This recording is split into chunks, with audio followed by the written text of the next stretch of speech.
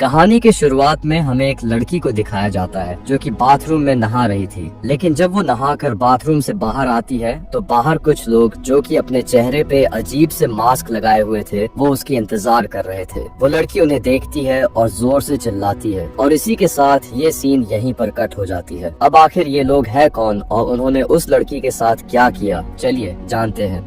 तो कहानी की शुरुआत में हमें फरहाना नाम की एक औरत को दिखाया जाता है जो कि एक मुस्लिम फैमिली से है। साथ ही फरहाना की शादी भी हो चुकी है। फरहाना का हस्बैंड और उसके 3 बच्चे उसी के घर में रहते हैं। इन तीनों में से 2 बच्चे स्कूल जाने वाले हैं और एक गोद में है। फरहाना के फादर की जूते की दुकान है जिसमें फरहाना का पति भी काम करता है। अभी के टाइम पर यह दुकान इतनी नहीं चलती, लेकिन एक समय ये दुकान इतनी चलती थी कि इसी की कमाई के जरिए फरहाना के पिता ने अपनी तीनों बेटियों की शादी की थी। साथ ही फरहाना का पति बहुत ही सीधा साधा आदमी है, लेकिन उसकी आमदनी इतनी भी नहीं है कि वो अपने बच्चों को स्कूल में पढ़ा पाए। अब घर के ऐसे हालात को देखकर फरहाना अपने फादर से पूछती है कि अगर आप कहें तो मैं कोई जॉब कर लूं। लेकिन फरहाना के अब्बू पुराने ख्यालात के आदमी थे। उनको घर की औरतों को बाहर काम करना बिल्कुल भी पसंद नहीं था। यहाँ तक कि फरहाना के पास अपना मोबाइल फोन भी नहीं है। जो भी फोन आता है वो घर के लैंडलाइन पर ही आता है, जिसे रिसीव करने तक की इजाजत फरहाना को नहीं होती। अब कोई रास्ता ना देखते हुए फरहाना अपने पड़ोसी से कुछ पैसे उधार मांगती है ताकि घर का खर्चा चल पाए। फिर वो करीम के साथ अपने एक दोस्त की शादी में जाती है जो कि क्रिश्चियन है। यहाँ फरहाना सभी को देखकर ये सोच रही होती है कि आखिर इन लोगों की लाइफ कितनी अच्छी है, मेरी लाइफ कब ऐसी होगी। तभी फरहाना को उसकी एक और बचपन की दोस्त मिलती है जिसका नाम नृत्या होता है, जो कि बातों ही बातों में फरहाना की तकलीफ समझकर उसको अपनी कंपनी के बारे में बताती है और कहती है कि कल तुम वहाँ आ जाना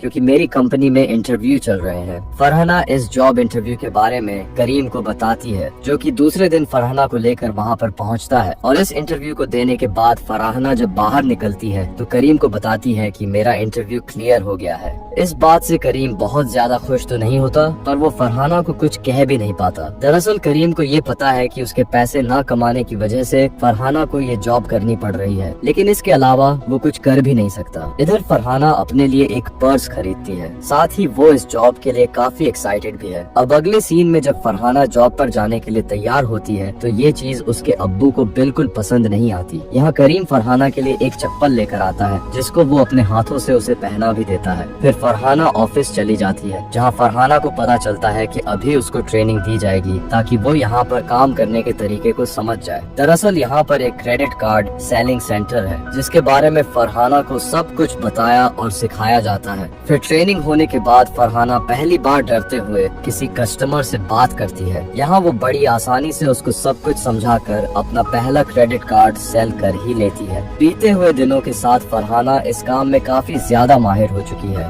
इस जॉब को करने की वजह से उसके अंदर एक अलग ही कॉन्फिडेंस आ गया होता है। यहाँ की सैलरी और इंसेंटिव से फरहाना का घर तो बहुत अच्छे से चलता है, लेकिन उसके ऑफिस बिल्डिंग में ऊपर के फ्लोर पर एक दूसरा डिपार्टमेंट भी मौजूद है जहाँ पर काम करने वाली लड़कियों को इस जगह से काफी ज्यादा इंसेंटिव मिलता है। साथ ही वो लड़कियां कार में ऑफिस आती हैं और उनके पास आईफोन भी है। अब ये देखकर फरहाना का मन भी करता है कि वो उस जगह पर काम करे। इसलिए जब उसकी दोस्त नृत्या भी उसी डिपार्टमेंट में चली जाती है तो फरहाना उसे कहती है कि यार मुझे भी काम दिलवाओ ना यहाँ पर। तो नृत्या उसे कहती है कि तुम जहाँ पर हो वो बिल्कुल सही जगह है, हमारी वाली जॉब को तुम नहीं कर पाओगे, इसलिए जहाँ हो वहाँ अच्छे से मन लगाकर काम करो। अब एक दिन अचानक फरहाना के बच्चे की तबीयत बहुत खराब हो जाती है। दरअसल उसे सांस लेने में बहुत दिक्कत होती है। उसको लेकर ये लोग तुरंत हॉस्पिटल पहुंचते हैं जहां डॉक्टर बताते हैं कि इस बच्चे के लंग्स में कुछ खराबी आ गई है, इसलिए उसका अर्जेंट ऑपरेशन करना होगा। अब क्योंकि ऑपरेशन करना तो बहुत ही जरूरी है तो ना चाहते हुए भी लोन लेकर उस बच्चे के ऑपरेशन का इंतजाम किया जाता है, जिससे बच्चे का ऑपरेशन तो हो जाएगा लेकिन ये लोन वापस भी करना होगा। इसलिए फरहाना नृत्या से अपनी इस प्रॉब्लम के बारे में बताकर विनती करती है कि प्लीज मुझे अपने ऑफिस में जॉब दिलवा दो। ना चाहते हुए भी नृत्या उसे अपने बॉस के पास लेके जाती है, जो नृत्या से कहते हैं कि तुम फरहाना को इस काम के बारे में सब कुछ समझा दो। बाकी एक हफ्ते के लिए हम फरहाना का परफॉर्मेंस देखेंगे, जो अगर ठीक रहा तो फरहाना को कंटिन्यू कर दिया जाएगा।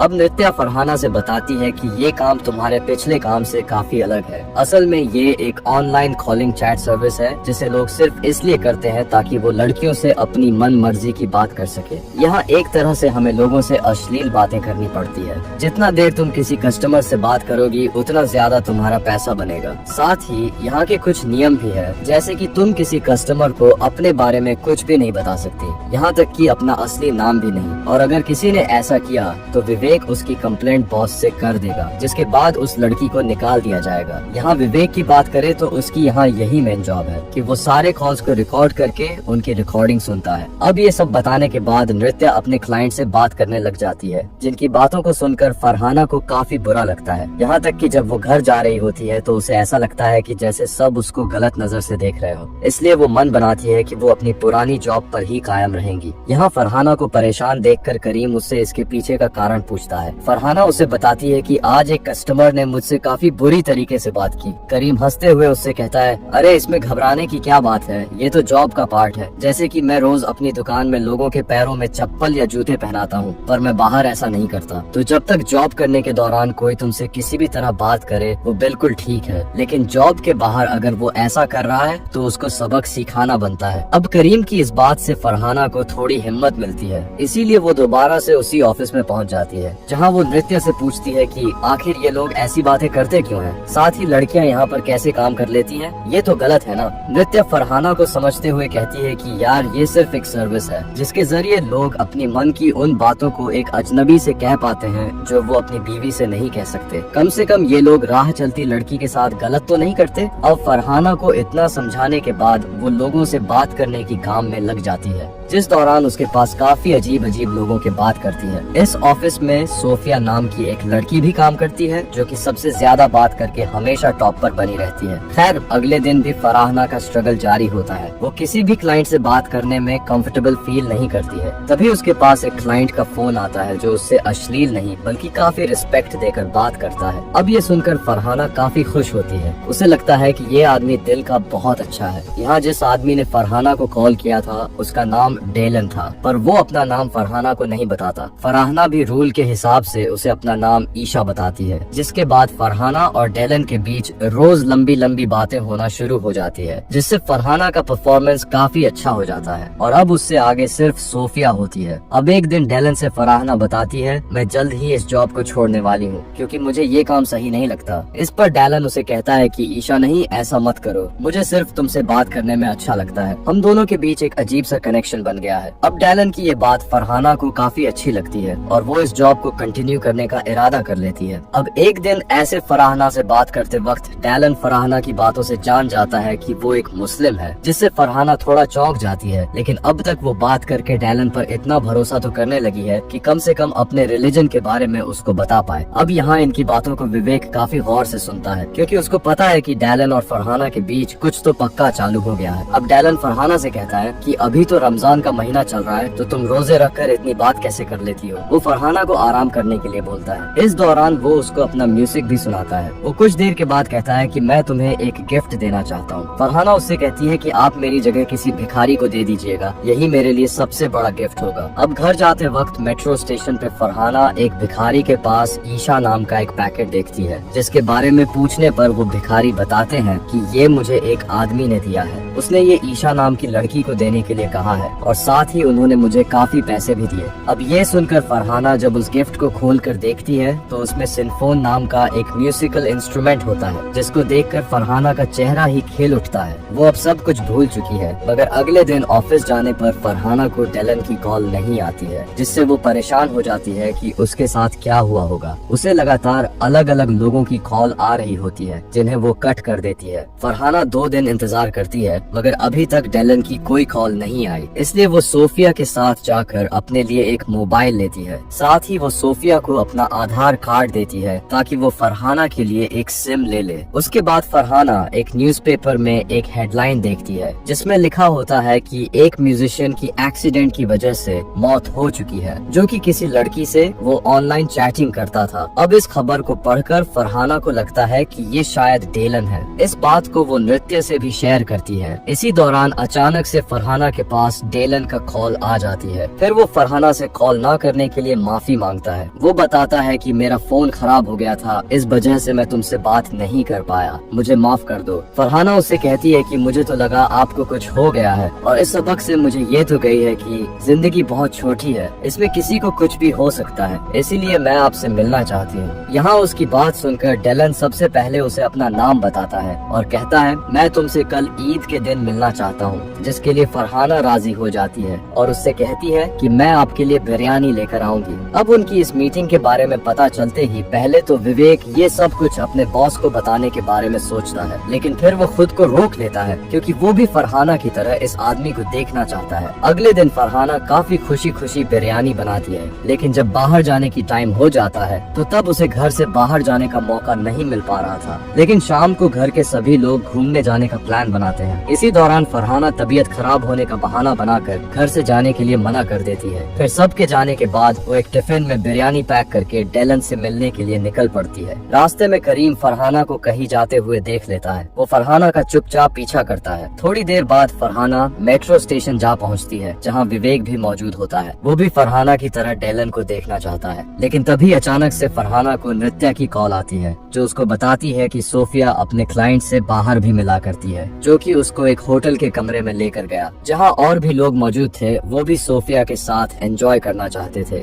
इस अफरा तफरी में गलती से सोफिया के गले में एक धारदार चीज घुसने की वजह से उसकी मौत हो गई। दरअसल मूवी की शुरुआत में इसी सीन को दिखाया गया था। अब ये बात सुनकर फरहाना के पैरों तले जमीन ही खिसक जाती है और वो उस बिरयानी वाले टिफिन को वहीं छोड़कर वापस घर आ जाती है, क्योंकि उसका भी केस सोफिया की तरह हो सकता था। पर जब वो वापस आती है तो घर पर पहले से पुलिस मौजूद होती है, जो कि सोफिया के लिए आई है, क्योंकि सोफिया के पर्स से उन्हें फरहाना का आधार कार्ड मिला है, जो कि वो सोफिया से वापस लेना भूल गई थी। फिलहाल पुलिस वाले फरहाना से पूछताछ करके चले जाते हैं और फरहाना के फोन के बारे में पता चलने के बाद और ये सब कुछ होने की वजह से फरहाना के अब्बू उस पर काफी गुस्सा करते हैं, मगर करीम उससे एक शब्द भी नहीं कहता। बल्कि अगले दिन जब फरहाना नृत्य को कॉल करके जॉब पर आने से मना कर देती है, तो करीम उससे कहता है कि तुम अगर ऐसे अचानक जॉब पर जाना छोड़ दोगी तो लोगों को लगेगा कि जरूर तुमने कुछ किया है, इसीलिए तुम्हें वहाँ जरूर जाना चाहिए। यहाँ करीम की बात मानकर फरहाना दोबारा से ऑफिस जाती है, जहाँ सोफिया की मौत की वजह से सभी लड़कियों को यहाँ के नियम अच्छी तरह बताए जाते हैं। साथ ही उन सभी को सिक्योरिटी पर्पस के लिए पेपर स्प्रे भी दिया जाता है। इसके बाद सभी अपने काम पर लग जाते हैं। इसी दौरान डेलन की कॉल फरहाना को आती है, जिससे फरहाना बड़े ही प्रोफेशनल अंदाज में बात करने की कोशिश करती है। डेलन फरहाना से पूछता है कि कल आप मुझसे मिलने क्यों नहीं आए। फरहाना उससे रूड होकर कहती है कि हम कभी नहीं मिलेंगे और अब से मैं तुमसे इस तरह बात नहीं करूंगी। यहाँ मैं अपना काम करने के लिए आती हूँ, न कि कोई रिश्ता बनाने। फरहाना की ये सभी बातें सुनकर डेलन फोन कट कर देता है, जिसके कुछ दिनों के बाद तक उसका कोई फोन नहीं आता। फिर एक दिन डेलन के बारे में बात करते वक्त नृत्या फरहाना से कहती है कि तुम्हें उससे पहले सारी बात समझनी चाहिए थी, उससे ऐसे रूडली बिहेव नहीं करना चाहिए था। अगर अब उसका फोन आता है तो तुम पहले उसको सब कुछ अच्छे से बताना। फिर ये बात सुनकर फरहाना डेलन को सब कुछ सच बताने का मान जाती है। तभी अचानक से डेलन का फोन आता है। फरहाना कुछ कह पाती इससे पहले वो फरहाना से कहता है कि तुम्हें लगता है कि तुम मुझसे बात नहीं करोगी तो मैं तुम्हारे बारे में पता नहीं लगा पाऊंगा। बीते दिन जब मैंने तुम्हें फोन नहीं किया तो उस वक्त मैं तुम्हें फॉलो कर रहा था, तुमने मुझे मना किया है और अब तुम देखो मैं तुम्हारे साथ क्या करता हूँ। यहाँ डेलन फरहाना का असली नाम लेकर उसे पुकारता है। साथ ही वो उसके ऑफिस से लेकर घर तक का एड्रेस भी जान चुका है। वो कहता है कि मैं तब तक तुम्हें फॉलो करता रहूंगा जब तक तुम सबक सीख कर मुझसे खुद मिलने नहीं आ जाती। डेलन की ये सभी बातें सुनकर फरहाना काफी ज्यादा घबरा जाती है। वो डरते डरते अपने घर जाती है, क्योंकि उसे लग रहा होता है कि डेलन कहीं उसका पीछा न कर रहा हो। इधर घर में पहुंचते ही वहां पर ईशा नाम का एक पार्सल आया होता है। इसको देखकर करीम उससे ये कहकर वापस दे देता है कि इस एड्रेस पर कोई ईशा नाम की लड़की नहीं रहती। अगले दिन ऑफिस में फरहाना को डेलन जब फिर कॉल करता है तो वो डेलन से कहती है कि तुमने अगर मुझे परेशान करना बंद नहीं किया तो मैं पुलिस में तुम्हारी कंप्लेन कर दूंगी। डेलन कहता है कि तुम शौक से कंप्लेन करो और एक चीज याद रखना, मेरे पास तुम्हारे सारे कॉल रिकॉर्डिंग मौजूद है जो कि मैं तुम्हारे पति और परिवार वालों को दिखा दूंगी। अब ये सुनकर फरहाना को बिल्कुल भी समझ में नहीं आता है कि वो करे क्या। साथ ही वो जब घर जा रही होती है तो वो देखती है कि कोई काली शर्ट पहना हुआ आदमी उसका पीछा कर रहा है, जिसे वो चकमा देने की कोशिश करती है और यहाँ फरहाना को पता चलता है कि वो कोई और नहीं बल्कि उसका पति करीम है। घर पहुंचकर वो इस बारे में करीम से सवाल करती है कि अगर तुम्हें मुझ पर शक था तो मुझे नौकरी पे क्यों भेजा। जवाब में करीम उसे वही बिरयानी वाला टिफिन दिखाते हुए कहता है कि उस दिन भी मैंने तुम्हारा पीछा किया जहाँ मुझे समझ में आ गया कि तुम्हें किसी से कोई खतरा है, इसीलिए मैं तुम्हारा पीछा इस तरह करता हूँ, इसलिए कि कोई तुम्हें नुकसान ना पहुँचा पाए। बाकी तुम मुझे कुछ बताओ या नहीं, मैं तुम्हें कुछ नहीं पूछूंगा, मगर कल से तुम्हें छोड़ने और लेने मैं ही आऊंगा। इस बात को मानकर फरहाना रोज करीम के साथ ऑफिस आने और जाने लग जाती है। इधर विवेक को पता चलता है कि डेलन फरहाना को कैसे टॉर्चर कर रहा है, इसलिए वो कुछ ऐसा सिस्टम कर देता है कि डेलन की कॉल फरहाना को छोड़कर बाकी सभी लड़कियों के पास आए। इस बात से डेलन तो पूरी तरह बौखला जाता है, इसलिए वो अगले दिन आकर देखता है कि फरहाना ऑफिस अपने पति के साथ आ रही है, इसलिए वो गुस्से में करीम का एक्सीडेंट करवा देता है। फिर वो करीम के फोन को चुराकर फरहाना को कॉल करके बताता है कि तुम्हारे पति को मैंने सजा दे दी है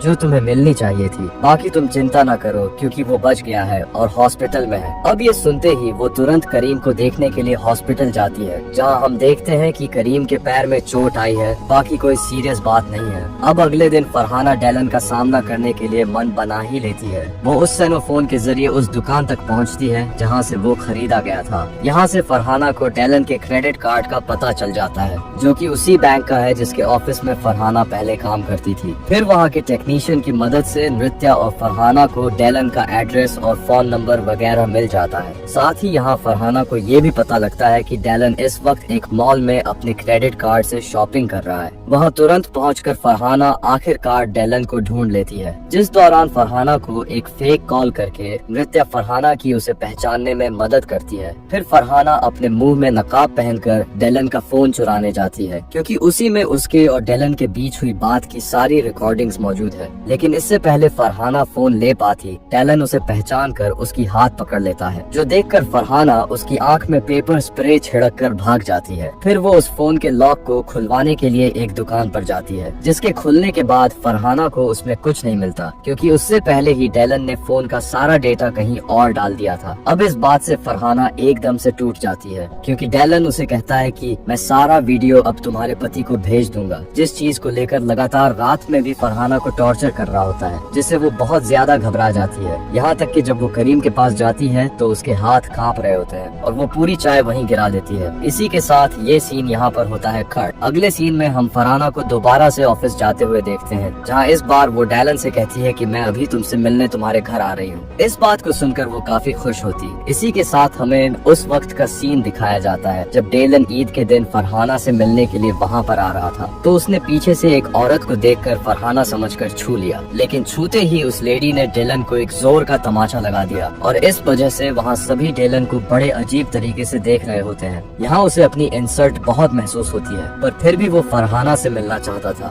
मगर वो भी नहीं आई और इसके अगले दिन अचानक उसने डेलन से ठीक से बात करना बंद कर दिया। इसलिए डेलन अब इन चीजों का बदला लेना चाहता था। खैर, इस समय फरहाना डेलन के घर पहुंच जाती है। वो सीधा करीम को कॉल करके कहता है कि तुम्हारी बीवी मेरे पीछे हाथ धोकर पड़ी हुई है और वो इस वक्त मेरे घर पर मौजूद है। मैं लोकेशन भेज रहा हूँ, उसको यहाँ आकर लेकर जाओ। इधर वो फरहाना को देखकर कहता है कि मैं तुमको पसंद करने लगा था और मैंने हमारी पहली मुलाकात के लिए सारी चीजें सोच कर रखी हुई थी। अब इसी दौरान यहाँ पर करीम आता है, जो कि फरहाना को देखकर बिल्कुल भी हैरान नहीं होता, क्योंकि पिछली रात चाय गिराने के बाद फरहाना ने करीम को सब कुछ बता दिया था। यहाँ करीम ने भी गुस्सा नहीं किया और अपनी बीवी की परेशानी को समझा। फिर वो उसको अपनी पहचान की एक लेडी पुलिस के पास लेकर गया। वहाँ से इन्होंने प्लान बनाया कि कल फरहाना डेलन से मिलने के लिए जाएगी। फरहाना भी विवेक के जरिए सबूत के तौर पर वो रिकॉर्डिंग्स पुलिस को दे देती है। अब बाकी था कि बस पुलिस करीम के साथ आकर डेलन को अरेस्ट कर ले। यहाँ पुलिस डेलन को रंगे हाथों पकड़ लेती है, जिससे फरहाना कहती है कि तुम एक साइको हो और तुम अपने अलावा किसी और से प्यार नहीं कर सकते। यहाँ इस कहानी के जरिए ये मैसेज दिया गया है कि खासकर लड़कियों को किसी अजनबी पर ऐसे आंख मुंह कर विश्वास नहीं कर लेना चाहिए, फिर चाहे उन्हें वो कितना भी सही और अच्छा क्यों न लगे,